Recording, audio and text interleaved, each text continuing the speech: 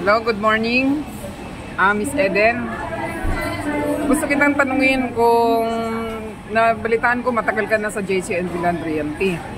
So, anong masasabi mo bilang agent ng JCLV Land Realty? Okay ba?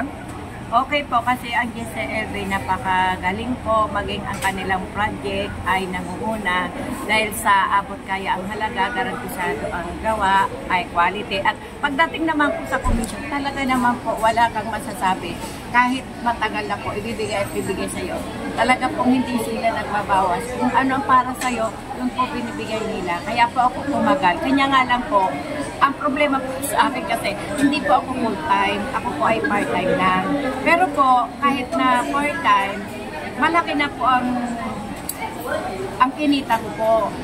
Nakapagbigay nga po ng tuition ng buong whole year ng anak ko.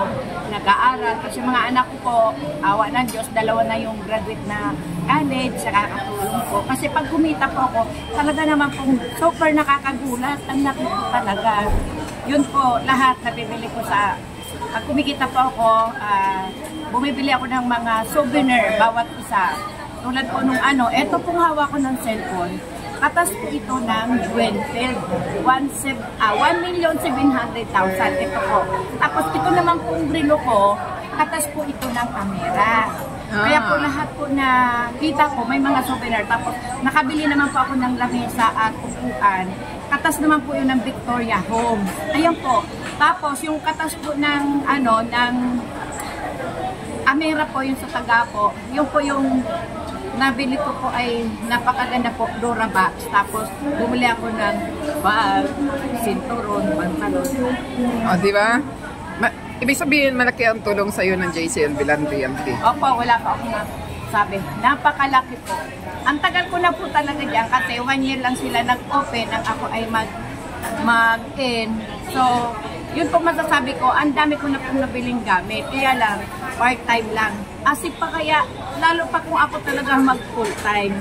Ngayon, ang plano ko po, mag-full-time na ako kasi ang gusto ko po talaga, gagawain ko sa abot ng aking kakayanan, magkaroon po ako ng isang bahay. Yun lang po.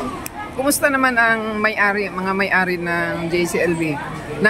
Naaabot ba sila? Maayos ba ang pagturing nila sa mga empleyado, sa mga agents? Napakaganda po. Pagdating po dyan sa wala pong masasabi. Kaya nga po nagkakatawanan. Pag pumasok ka po sa GCLV, talaga pong sabihin na natin kawayan. Pero pag lumabas po, sabihin na natin na bilog. Pagdating po sa pagkain, sobra po silang mapagbigay. Busog lahat na agent, walang masasabi. So, mababait ang mga may-ari? Mababait po. Mabait po silang lahat. Mapag-alaga, mapagmahal. Yun po. Kaya po, ang mga agent po doon, pag pumasok, ayaw naglalabas. Kasi sobrang bait at sa ganda ng pagbigay ng commission. Nagbibigay ba sila ng mga trainings para sa mga agents? Yes po. Sagana po sa training. Kaya po yung mga agent po ay matatalino kasi dahil po sa aming broker, si Tita MC at si Ma'am Jo, super po sila maalaga. Binibigyan nila ng knowledge yung mga para madagdag ang kaalaman. Kahit na matalino na po yung mga agent, kailangan pa po yung dagdag kaalaman.